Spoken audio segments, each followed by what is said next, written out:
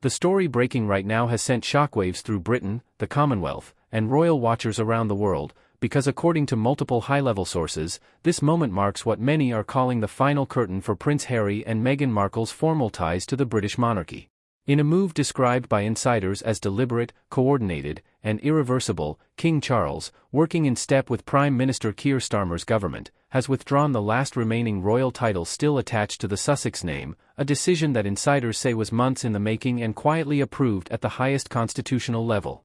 If you found this report insightful, take a moment to reflect on how celebrity culture shapes health trends and why responsible conversation matters. Please hit the like button, subscribe to the channel, and turn on the notification bell for more in-depth coverage that goes beyond the headlines and keeps you informed as these stories continue to unfold. Share this video, leave your thoughts in the comments section. For years, debate has raged over whether Harry and Meghan truly remained connected to the institution they publicly walked away from. While they stepped back from royal duties, relocated abroad, and built a new commercial life, one symbolic thread still tied them to the crown. That thread, now severed, represented not just status but access, prestige, and the lingering perception that the Sussexes were still somehow part of the royal framework. According to palace sources, King Charles has finally decided that ambiguity could no longer continue. What makes this moment so explosive is the political dimension. Royal titles are not simply ceremonial labels, they exist within a constitutional structure that involves the crown, parliament, and government. Sources confirm that discussions between Buckingham Palace and Downing Street intensified after a series of private briefings raised concerns about continued commercial use of royal associations overseas. The Prime Minister's office reportedly concluded that allowing any remaining royal designation to stand was no longer compatible with public accountability or constitutional clarity. Insiders say the king viewed the issue through a deeply personal lens as well.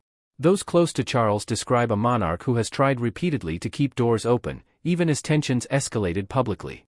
However, advisors are said to have warned him that leaving even one title intact allowed the Sussex brand to continue trading on royal legitimacy while remaining entirely outside royal responsibility. In the king's view, that contradiction had reached breaking point. The timing of the decision has raised eyebrows. Coming so soon after renewed public scrutiny of Harry and Meghan's media ventures, charitable claims, and international appearances, the withdrawal is being interpreted as a direct response to growing frustration within both the palace and parliament. One senior source described the mood bluntly, saying this was no longer about family drama but about protecting the integrity of the monarchy itself. Keir Starmer's role has been particularly significant.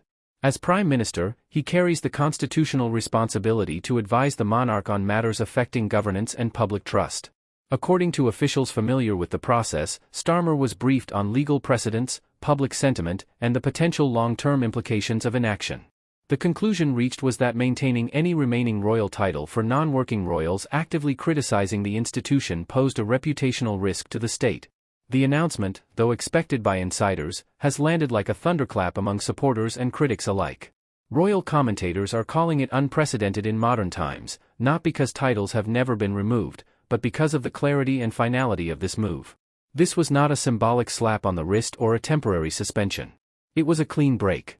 Reaction within palace circles has reportedly been subdued but resolute. Sources say King Charles was calm but firm when the final approval was given, viewing the decision as necessary rather than vindictive. One aide described it as the hardest but most unavoidable decision of his reign so far, emphasizing that the king believes clarity is kinder than prolonged uncertainty. Across the Atlantic, the implications are enormous. Without any remaining royal title, Harry and Meghan's public positioning changes overnight. They are no longer semi-royal figures operating in a gray zone but private individuals with famous backgrounds. Legal experts say this could affect branding, contracts, and future representations, particularly where royal association has been implied rather than explicitly stated. Public reaction has been sharply divided. Supporters of the Sussexes argue this confirms long-standing claims that the institution is punitive and inflexible. Critics, however, see the move as long overdue, arguing that royal titles should never coexist with commercial activism and ongoing criticism of the crown. Polling analysts note that public opinion in the UK has steadily shifted toward favoring a decisive resolution rather than continued limbo. What cannot be ignored is the symbolic weight of this moment. Royal titles carry centuries of history, continuity, and national identity. Removing the last one associated with Harry and Meghan is not just an administrative act, it signals a firm boundary being drawn between monarchy and celebrity culture. For King Charles, this may be his clearest statement yet about what his reign will and will not tolerate. Historians are already comparing this moment to other turning points in royal history where the institution chose survival and stability over sentiment. While personal relationships may continue privately, the public and constitutional connection has now been decisively closed. In the eyes of the state, the Sussex chapter is no longer part of the royal story. As the dust settles, questions remain about how Harry and Meghan will respond. Will they issue a statement, pursue legal options, or remain silent? Palace sources suggest the king is prepared for any reaction, having accepted that criticism may follow. What mattered most to him, according to those close to the decision, was ending a situation that had become untenable. This development also sends a clear message to future generations of royals.